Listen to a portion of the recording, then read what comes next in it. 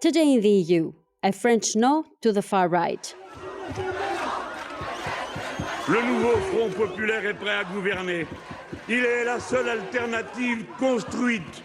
Ces accords électoraux jettent la France dans les bras de l'extrême gauche de Jean-Luc Mélenchon. Defying expectations, the French left-wing coalition, the New Popular Front, overtook Marine Le Pen's national rally, coming first during the second and final round of France's snap elections on Sunday, 7th of July. The left-wing coalition, however, has not secured an absolute majority, therefore questions arise about who will be the country's next prime minister and which parties could collaborate to form a government. Hello and welcome. I am Eva Chiori, and this is Today in the EU. To break down what the future holds for French politics, I'm joined by our Paris-based reporter, Théo Bourgery-Gonse. Hi, Théo. Welcome back. Hi. So the next day of the elections is way different than what we were expecting based on the results of the first round of the legislative elections. The French surprised us all, but I'll let you break the news to us.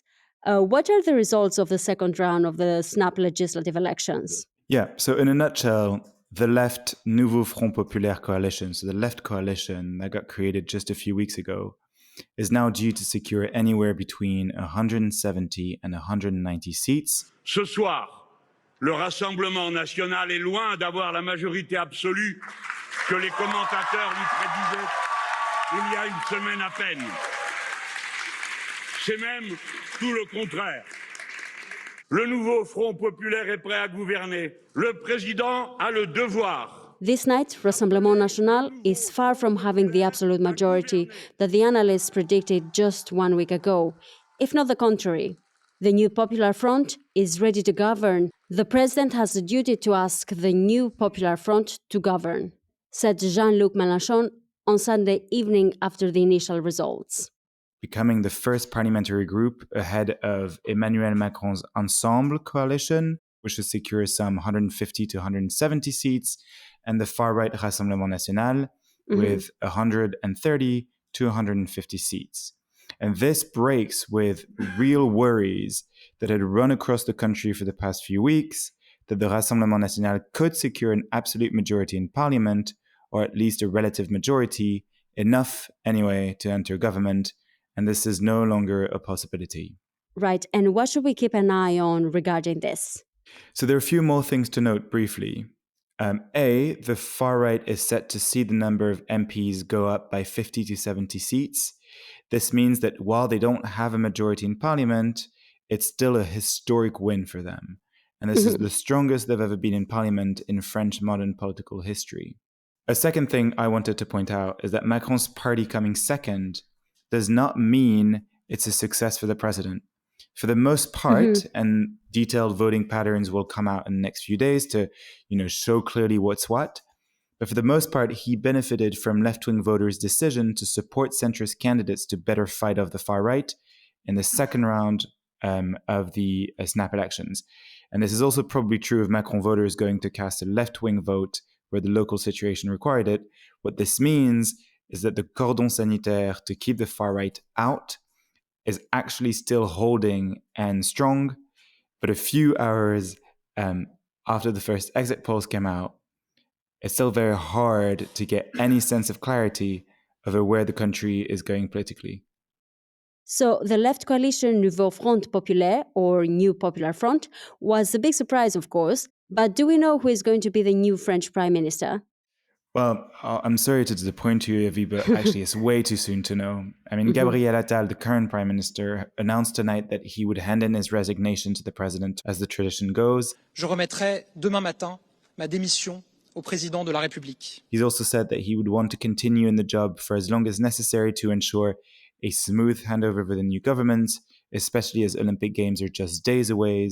So he might take on some kind of caretaker responsibilities until a new coalition gets drawn up. And now it's down to new political forces in parliament to try to find a functioning coalition that brings together enough MPs to secure an absolute majority. What could this coalition look like? Well, there's a growing call by leaders from the center-left, the center, and the conservatives to build a new multi-party, quote-unquote, national unity government. This is quite hard to do, but it's also the only realistic way today, given the new state of play in parliament, to find a relatively stable absolute majority. So this could include something like the Greens, the Socialists, Macron's Ensemble coalition, and the Conservatives, Les Républicains. And in such a scenario, you could think that the prime minister would stem from the largest group in the National Assembly, the left. But there is one significant hurdle to this coalition ever seeing light of day. Interesting. What is the hurdle? No one in the center and the right side of the aisle wants to work with Jean-Luc Mélenchon and his La France Insoumise party. Why is that? He's been deemed too extreme throughout the campaign, including by his own camp, and he's been demonized as holding an anti-Semitic line, a claim that's actually been largely rejected by party officials. And he actually himself has been very clear tonight. It was time the Left Coalition manifesto be implemented in full going forward, and that he would not tolerate any coalition with the center. The trouble is, within the new Front Populaire, LFI is set to have the most MPs, followed very closely by the Socialists. So technically, a potential new prime minister would come from their ranks, an option that would kill any hopes of a wide-scale parliamentary joining of forces. So really, the next question in the next few days will be, how can the Left Coalition hold up in the near future? And we'll ask whether a split can and will take place between the center-left and LFI counterparts. And what about Emmanuel Macron's role in the formation of a coalition? I think the most interesting aspect of this past few weeks is that Emmanuel Macron is unlikely to intervene in coalition negotiations. And it's actually down to parliamentary executives and new MPs to come up with a solution or with a plan that will then be presented to Emmanuel Macron. So the focus and the onus will be on the parliament rather than on the president, which is actually quite a new way of thinking in French politics, where it's usually a very much of a top-down approach. This is actually quite new, and it's bringing parliament back to the center of all people's attentions, and resembles some kind of parliamentary system that we're not necessarily used to here in France. What does this win mean for French politics? What can we expect in terms of policies and strategies that parties will be following in the next days and weeks? I mean, again, it's still very early to say, but you can expect different political forces to start negotiating intensely as of tomorrow, if not already tonight, and see where and the extent to which they can agree on policy priorities.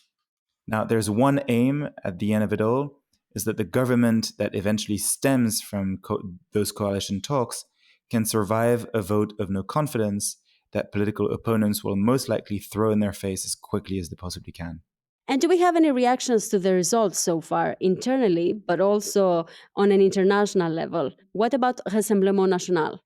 And the far right has denied the outcome as a failure, and they've been blaming, I quote, counter-natural political alliances allegedly between Macron's camp and the left. L'alliance du déshonneur et les arrangements électoraux dangereux passés par Emmanuel Macron et Gabriel Attal avec les formations d'extrême gauche. And that's Jordan Bardella, the Rassemblement National's top man and also an MEP, that he said that in a speech. Now, such formal agreement between Macron and the left were never actually proven to exist per se. Parce que vous me dites que nous avions potentiellement la majorité absolue, c'est vrai.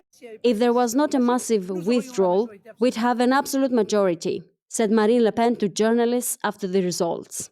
But they referred to both blocs' tactical withdrawals of candidates after the first round in an effort to best push back against the far right.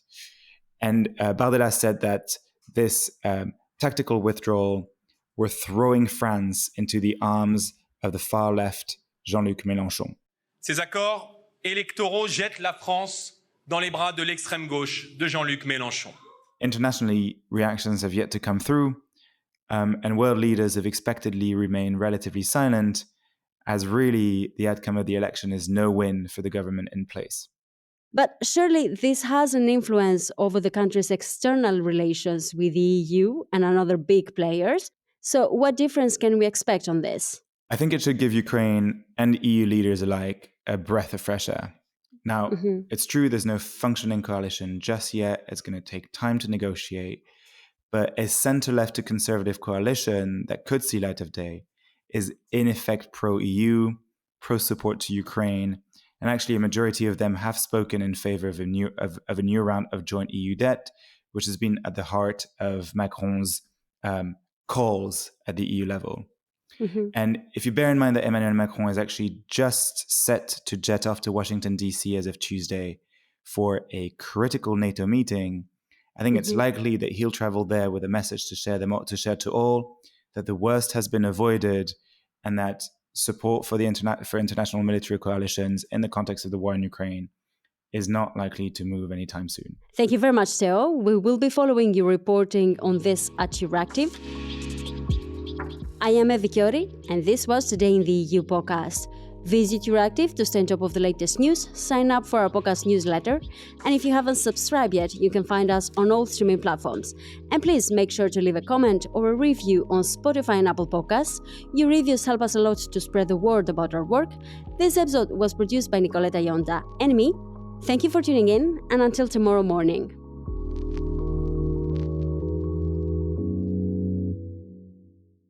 As part of our commitment to accuracy, inclusion, and transparency, Euractiv is part of the Trust Project.